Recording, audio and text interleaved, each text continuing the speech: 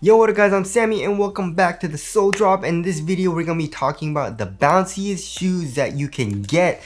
And a lot of, you can't really beat Nike if you want bounce, you know what I mean, because of Zoom. Zoom is freaking bouncy. It's literally a bag filled with air, you know what I mean. So a lot of these shoes, disclaimer, are going to be from Nike, but also there are some shoes that aren't from Nike, right? So if you guys do want to cop any of these shoes, I try to leave the link in the description box. But obviously bounce, when I'm talking about bounce, I'm referring to the cushion, right? So how bouncy is the cushion? And yeah, so let's get it started right off with the LeBron 21. We have a Zoom turbo unit in the forefoot, which is bouncy. It's top loaded, so you can definitely feel it. It's articulated. It doesn't feel super duper bouncy comparing it to Zoom Strobo or Zoom Strobo in the forefoot or full length Zoom Strobo, but it's still bouncy. I feel like I like that type of bounce a little bit better than Zoom Strobo because it's a little too bouncy for Zoom Strobo in my personal opinion. But anyway, Zoom Turbo in the forefoot, it pretty much covers the entire forefoot and it's very bouncy. And also we have a bottom loaded zoom unit. It's a very thick zoom unit, but it's bottom loaded, so you can't really feel it as much, but the foam has a nice little bounce to it as well. Impact protection is absolutely amazing in the LeBron 21, and also it's very bouncy, right? Also, it's a really nice shoe, so LeBron 21 for the win. Next we got any shoe with full length Zoom Strobo, obviously, right? So the GT Hustle 2 is super duper nice because it has full length Zoom Strobo, right? And also we have a nice foam underneath that as well.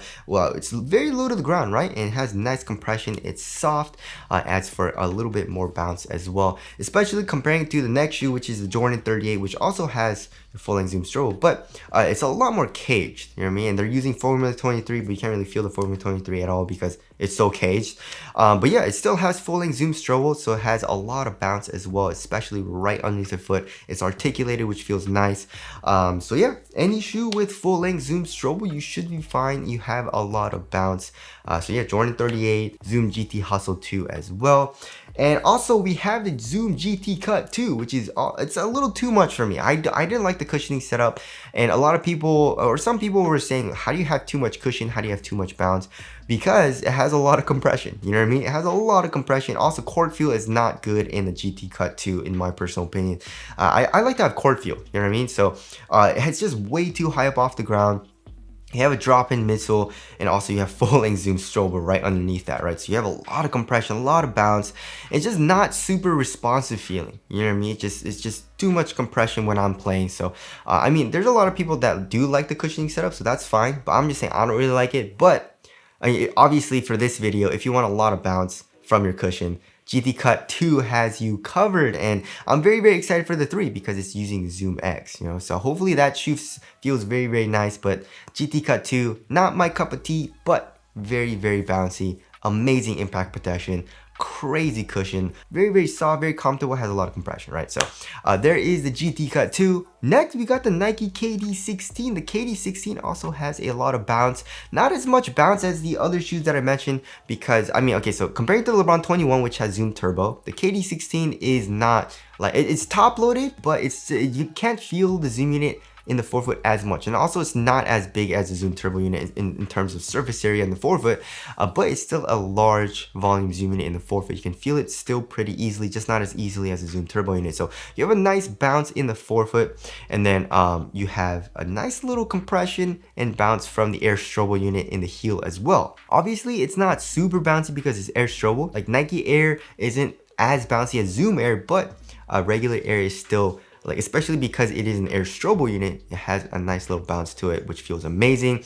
So yeah, if you're looking for a little bit more subtle bounce, then the KD16 is still a great option. The bounciest obviously is like the GT Cut 2, and also the next shoe, which is the Zoom GT Jump 2. Also crazy cushioning setup, horrible court feel, but you have, if you want a lot of bounce and a lot of compression, then obviously this is an amazing shoe, right? So you have a full length Zoom Strobo. I mean, it's basically double stacked, and in the forefoot, and then you have the React in the heel, which also provides a lot of bounce, a lot of compression, which I do like. But coupling that with the full length Zoom Strobo unit, it's a little too much for me at times. It's crazy, it's just a crazy cushioning setup, right? So sometimes I feel like it's fun, sometimes I feel like it's very nice to play in, but sometimes also I feel like it's a little too much for me. But again, if you want a lot of bounce, if you want crazy bounce, then GT Cut 2 Zoom GT Jump 2 as well is super duper bouncy. If you want to get a little bit more mellow, then go with just the full-length Zoom Strobel unit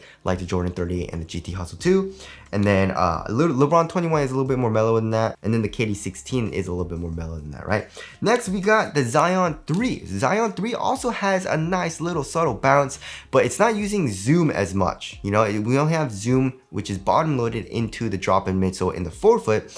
And then the drop-in midsole is Formula 23, right? But Formula 23 is very, very soft. It has a nice little rebound back. And it's obviously a full-length Formula 23 foam. So you have nice bounce in the forefoot, especially with that Zoom unit in the forefoot. And then in the heel, you have a nice little subtle bounce as well. Impact protection is great. You still have pretty good core feel. I would say the Zion 3 definitely has the best core feel out of all of these shoes that I just mentioned.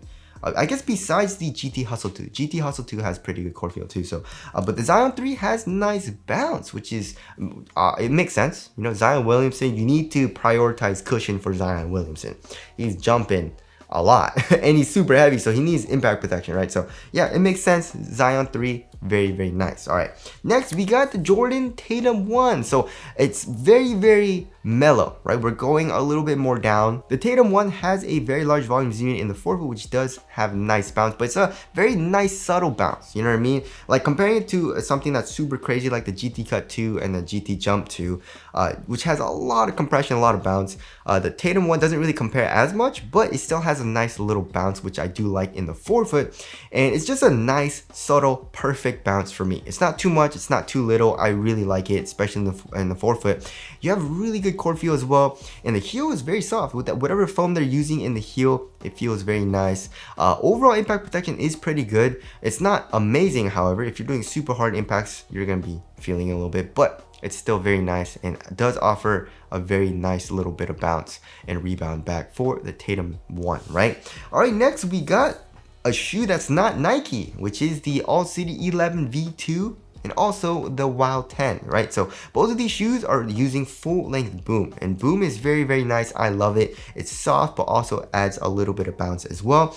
So it's full length Boom, right? Which you're like, that's pretty nice. However, you're getting a very soft mesh strobe board in both of the shoes, right? So you have amazing stepping comfort, and because of that, right, and like I said, Boom is very soft, you have amazing bounce, you know what I mean? So it's not, obviously it's not as bouncy as Zoom, right? And also obviously it's not as bouncy as Zoom Strobel, like full length Zoom Strobel, but you get a nice little subtle bounce. Like if you think Zoom is too much or you don't like Zoom as much, the Wild 10 and the All City 11 V2 and also the regular All City 11 offer a nice little subtle bounce, you know what I mean, because of that Boom, which feels amazing.